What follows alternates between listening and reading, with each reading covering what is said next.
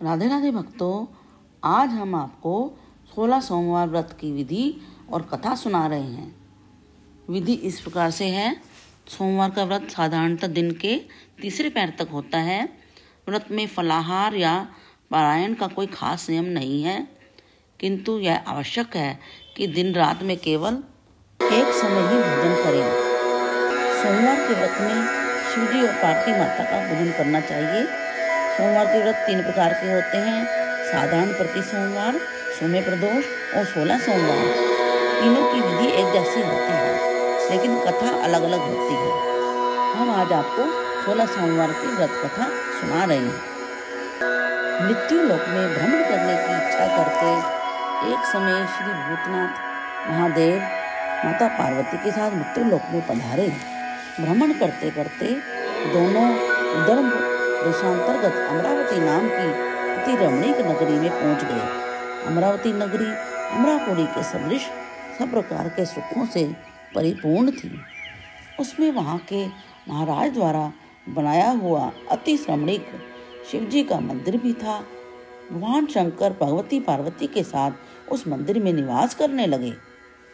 एक समय माता पार्वती भगवान भोलेनाथ को प्रसन्न देखकर मनोविनोद करने की इच्छा से बोली, हे महाराज, आज तो हम दोनों चौसर खेलेंगे। शिवजी ने प्राण प्रिया की बात को मान लिया और चौसर खेलने लगे। उसी समय मंदिर का पुजारी ब्राह्मण मंदिर में पूजा करने आया। माता पार्वती ने पुजारी से प्रश्न किया, पुजारी जी बताओ तो इस बाजी में हम दोनों में से किसकी जीत होगी? ब्राह्मण बिना विचारे ही शीघ्रता से बोल उठा, महादेव जी की जीत होगी। थोड़ी देर में बाजी समाप्त हो गई और पार्वती जी की विजय हुई। पार्वती जी बहुत क्रोधित हुई और ब्राह्मण को झूठ बोलने के अपराध के कारण श्राप देने को उद्यत हो गई। भोलेनाथ ने माता पार्वती को बहुत समझाया, परंतु उन्होंने ब्राह्मण को कोढ़ी होने का श्राप दे ही दिया। कुछ समय बाद पार्वती जी के शापवश पुजारी के शरीर में कोढ़ पैदा हो गया। वह अनेक प्रकार से दुखी रहने लगा। पुजारी को श्राप कष्ट भोगते हुए जब बहुत दिन हो गए, तब एक दिन देवलोक की अप्सरा शिवजी की पूजा हेतु उसी मंदिर में पधारी। पुजारी के कोढ़ के कष्ट को देखकर उसने बड़े दया भाव से उससे रोगी होने का कारण पूछा। पुजारी ने निसंकोच सारी बात उन्हें बता दी। वे अप्सराएं बोली, हे पुजारी, अब तुम अधिक दुखी मत होना। भगवान शिव तुम्हारे कष्ट को दूर कर देंगे। तुम सब व्रतों में श्रेष्ठ 16 सोमवार का व्रत भक्ति भाव से किया करो। पुजारी ने अप्सरा से विनम्र भाव से 16 सोमवार व्रत की विधि पूछी। अप्सरा ने बताया, सोमवार को भक्ति के साथ व्रत करें, स्वच्छ वस्त्र पहनें, संध्या व उपासना के बाद आधा सेर गेहूं का आटा लें, उसके 3 अंग बनाएं, घी, गुड़, दीप, नैवेद्य, पुंगी फल, बेलपत्र, जनेऊ, जोड़ा, चंदन, अक्षत, पुष्प आदि के द्वारा प्रदोष काल में भगवान शंकर का विधि से पूजन करें। तत्पश्चात 3 अंगों में से एक शिवजी को अर्पण करें। बाकी 2 को शिवजी का प्रसाद समझकर उपस्थित जनों में बांट दें और आप भी प्रसाद पाएं। इस विधि से 16 सोमवार को व्रत करें।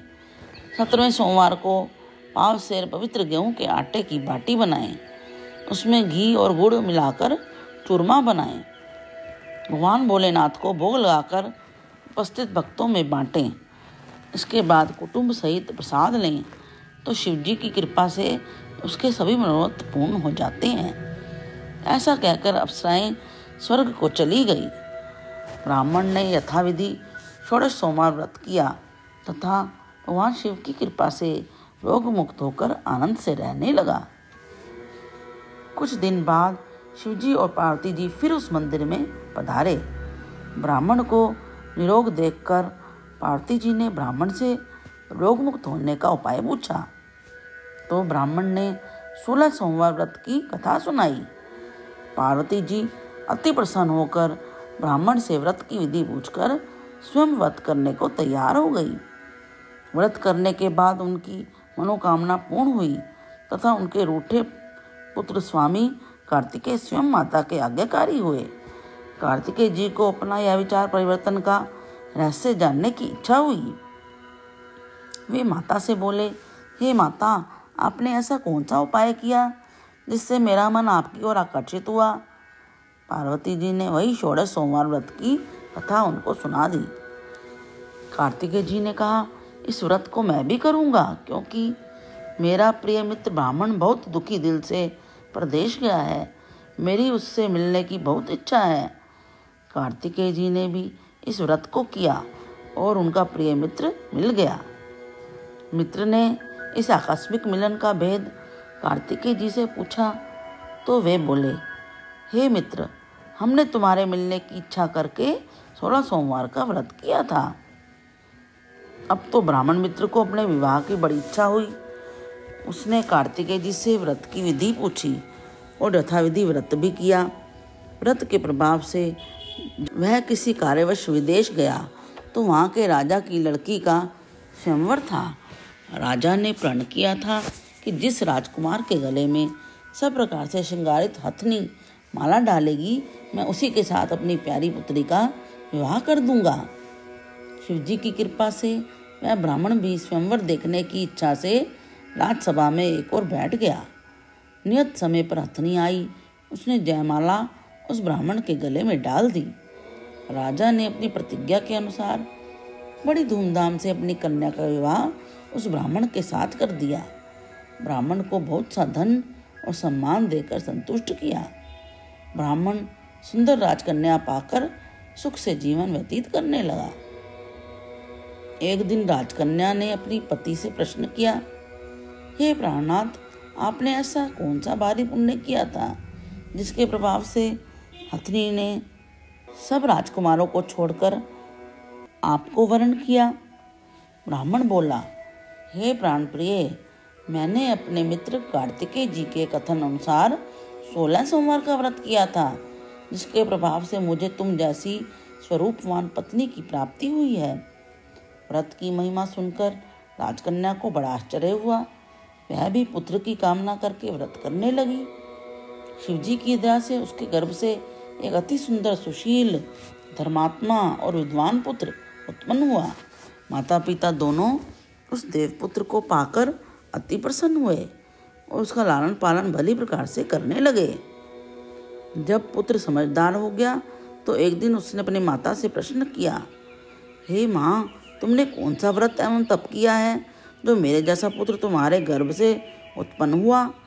माता ने 16 सोमवार व्रत की कथा पुत्र को बता दी। पुत्र ने सब तरह से मनोरथ पूर्ण करने वाले सरल व्रत को सुना तो वह भी राज्य अधिकार पाने की इच्छा से हर सोमवार को यथाविधि व्रत करने लगा। व्रत शुरू होने के बाद एक देश के वृद्ध राजा के दूतों ने आकर उसको राजकन्या के लिए वरण किया। राजा ने अपनी पुत्री का विवाह ऐसे सर्वगुण संपन्न ब्राह्मण युवक के साथ करके बड़ा सुख प्राप्त किया। वृद्ध राजा के दिवंगत हो जाने पर इसी ब्राह्मण युवक को सिंहासन पर बिठाया गया, क्योंकि दिवंगत राजा के कोई पुत्र नहीं था। राज्य का उत्तराधिकारी होकर भी वह ब्राह्मण पुत्र 16 सोमवार का व्रत करता रहा। जब 17वां सोमवार आया तो विप्र पुत्र ने अपनी प्रियतमा से पूजन सामग्री लेकर शिव पूजा के लिए शिवालय में चलने को कहा, परंतु उसकी पत्नी ने उसकी आज्ञा की परवाह भी नहीं की। दास दासियों द्वारा सब सामग्रियां शिवालय में भिजवा दी, परंतु आप नहीं गई। जब राजा ने शिवजी का पूजन समाप्त किया तब आकाशवाणी हुई, हे राजा, अपनी इस रानी को राजमहल से निकाल दे, नहीं तो यह तेरा सर्वनाश कर देगी। आकाशवाणी सुनकर राजा के आश्चर्य का ठिकाना नहीं रहा।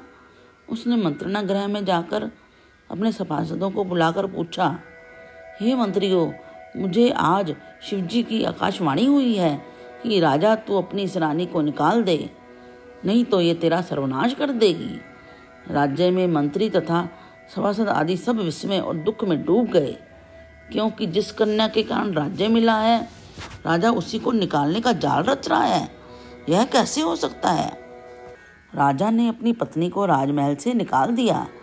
रानी दुखी हृदय से भाग्य को कोसती हुई नगर के बाहर चली गई। बिना पटे वस्त्र पहने भूख से दुखी धीरे धीरे चलकर वह एक ग्राम में पहुंची। वहां एक बुढ़िया सूत काट कर बेचने जा रही थी। रानी की करुण दशा देखकर बोली, चल तू मेरा सूत बिकवा दे, मैं वृद्ध हूँ, भाव नहीं जानती हूँ। यह बात सुनकर रानी ने बुढ़िया के सिर से सूत की गठरी उतार कर अपने सिर पर रख ली। थोड़ी देर बाद आंधी आई और बुढ़िया का सूत पोटली सहित उड़ गया। बेचारी बुढ़िया पछताती रह गई और रानी को अपने से दूर रहने को कहा। इसके बाद रानी एक तेली के घर गई तो शिवजी के प्रकोप के कारण तेली के सब मटके उसी क्षण चटक गए। तेली ने भी रानी को अपने घर से निकाल दिया। अत्यंत दुख पाती हुई रानी एक नदी के तट पर गई तो नदी का समस्त जल सूख गया। तत्पश्चात रानी एक वन में गई। वहाँ सरोवर में पानी पीने गई। उसके हाथ का स्पर्श होते ही सरोवर का नील कमल के समान जल असंख्य कीड़ामय होकर गंदा हो गया। रानी ने भाग्य पर दोषारोपण करते हुए उस जल को पीकर पेड़ की शीतल छाया में विश्राम करना चाहा, परंतु रानी जिस पेड़ के नीचे जाती उस पेड़ के पत्ते तत्काल टूटकर गिर जाते। वन सरोवर जल की ऐसी दशा देखकर गऊ चराते ग्वालों ने भी अपने गोसाई जी से, जो उस जंगल में स्थित मंदिर में पुजारी थे, यह बात बताई। गोसाई जी के आदेश अनुसार ग्वाले रानी को पकड़कर गोसाई जी के पास ले आए। रानी की मुख कांति और शरीर शोभा को देखकर गोसाई जी जान गए कि यह अवश्य ही कोई विधि की गति की मारी कुलीन स्त्री है। पुजारी ने रानी से कहा, पुत्री, मैं तुमको अपनी पुत्री के समान रखूंगा, तुम मेरे आश्रम में ही रहो, मैं तुमको किसी प्रकार का कष्ट नहीं दूंगा। गोसाई जी के वचन सुनकर रानी को धीरज हुआ। वह आश्रम में रहने लगी। रानी जो भोजन बनाती उसमें कीड़े पड़ जाते, जल भरकर लाती उसमें भी कीड़े पड़ जाते। रानी की यह दशा देखकर गोसाई जी भी बहुत दुखी हुए और रानी से बोले, हे बेटी, तुम्हारे ऊपर कौन से देवता का प्रकोप है जिससे तुम्हारी ऐसी दशा है। पुजारी की बात सुन रानी ने शिवजी महाराज के पूजन का बहिष्कार करने की बात बताई तो पुजारी शिवजी महाराज की अनेक प्रकार से स्तुति करते हुए रानी से बोले, पुत्री, तुम सब मनोरथ पूर्ण करने वाले 16 सोमवार व्रत को करो, इसके प्रभाव से अपने कष्ट से मुक्त हो सकोगी। गोसाई जी की बात मानकर रानी ने 16 सोमवार के व्रत किए। 17वें सोमवार को विधि विधान सहित पूजन किया। उस पूजन के प्रभाव से राजा के हृदय में विचार उत्पन्न हुआ कि रानी को गए तो बहुत समय व्यतीत हो गया, ना जाने कहाँ कहाँ भटकती होगी, उसे ढूंढना चाहिए। यह सोच रानी को तलाश रखने के लिए राजा ने चारों दिशाओं में दूत भेज दिए। वे दूत रानी को ढूंढते हुए पुजारी के आश्रम में पहुंचे। वहां रानी को पाकर पुजारी से रानी को अपने साथ ले जाने का आग्रह करने लगे, परंतु पुजारी ने मना कर दिया। दूत चुपचाप लौट गए और महाराज को रानी का पता बतलाया। रानी का पता पाकर राजा स्वयं पुजारी के आश्रम में गए और पुजारी से कहा, महाराज, जो देवी आपके आश्रम में रहती हैं वह मेरी पत्नी हैं। शिवजी के प्रकोप से मैंने इनको त्याग दिया था, अब इन पर से शिवजी का प्रकोप शांत हो गया है, इसलिए मैं इन्हें लेने आया हूँ। आप इसको मेरे साथ जाने की आज्ञा दीजिए। गोसाई जी ने राजा के वचन को सत्य समझकर रानी को राजा के साथ जाने की अनुमति दे दी। गोसाई की आज्ञा पाकर रानी प्रसन्न होकर राजा के साथ महल में आई। नगरवासियों ने नगर द्वार तथा नगर को तोरण एवं बंधनवारों से विविध विधि से सजाया। घर घर में मंगल गान होने लगे। पंडितों ने विविध वेद मंत्रों का उच्चारण करके अपनी राजरानी का स्वागत किया। ऐसी अवस्था में रानी ने पुनः अपनी राजधानी में प्रवेश किया। महाराज ने ब्राह्मणों को अनेक तरह से दान आदि देकर संतुष्ट किया। याचकों को धन धान्य दिया। नगरी में स्थान स्थान पर सदा व्रत खुलवाए जहाँ भूखों को भोजन मिलता था। इस प्रकार से राजा शिवजी की कृपा का पात्र हो राजधानी में रानी के साथ अनेक तरह के सुखों का भोग करता हुआ 16 सोमवार का व्रत करने लगा। विधिवत शिव पूजन करते हुए इस लोक में अनेक सुखों को भोगने के पश्चात दोनों शिवपुरी को पधारे। जो मनुष्य मनसा वाचा कर्मणा भक्ति सहित 16 सोमवार का व्रत एवं पूजन करता है, वह इस लोक में समस्त सुखों को भोग कर अंत में शिवपुरी को प्राप्त होता है। यह व्रत सब मनोरथों को पूर्ण करने वाला है। इति 16 सोमवार व्रत कथा समाप्तम। ऐसी ही और कथाएं सुनने के लिए श्यामा श्याम के भक्त नामक चैनल को सब्सक्राइब कीजिए, लाइक का बटन दबाइए और अपने मित्रों के साथ शेयर भी कीजिए।